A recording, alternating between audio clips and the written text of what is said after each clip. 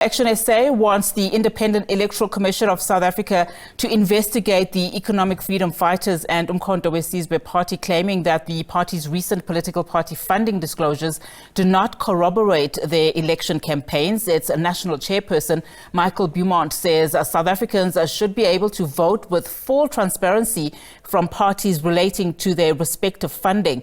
He added that they have taken legal action against the IEC's handling of the R150-million Ezulweni investment debt settlement.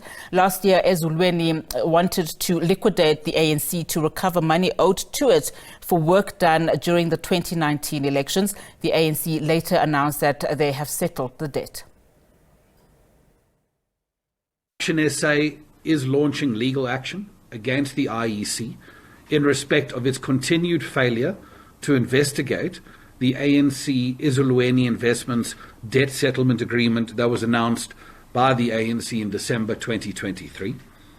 And in addition to that, we have launched complaints to the IEC to require further investigations of two political parties in this election, that being the Economic Freedom Fighters and uMkhonto weSizwe, two political parties that, if you look at their declarations and you look at their election campaigns, the one does not explain the other.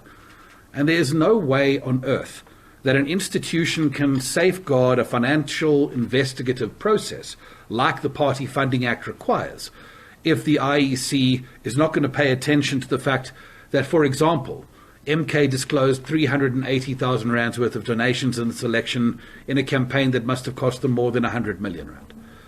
If we aren't going to take that fact seriously, then we must really ask ourselves, what is the point of the Party Funding Act, and whether our constitutional court and its intentions have been grossly undermined in this process. But let me take you through these cases and why it is that we've adopted this position. In the 2021-2022 financial year, you will all recall that the ANC was in a position of financial hardship. Their employees were striking outside of their offices after non-payment for months on end.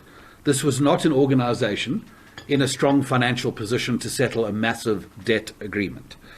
At the end of 2023, Ezulweni Investments obtained a liquidation order against the ANC that fundamentally challenged the existence of that party. And then on the 22nd of December, the ANC, through its former spokesperson, uMkhonto, made the announcement that the debt settlement agreement had been settled in full.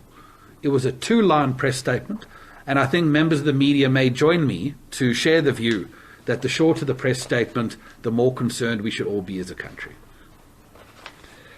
It's important to note that the disclosures by the ANC during that quarter in question amounted just to 10 million rand.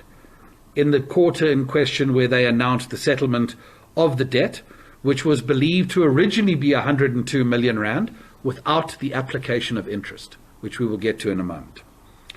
Now, why is it that ActionSA believes that this agreement could not have possibly been legal? Let me explain why. For this agreement to be legal, the first thing is the debt settlement agreement could not have been discounted by more than 15 million rand. If that is the case, that would have amounted to a donation in kind exceeding the annual limit imposed by the Funding Act.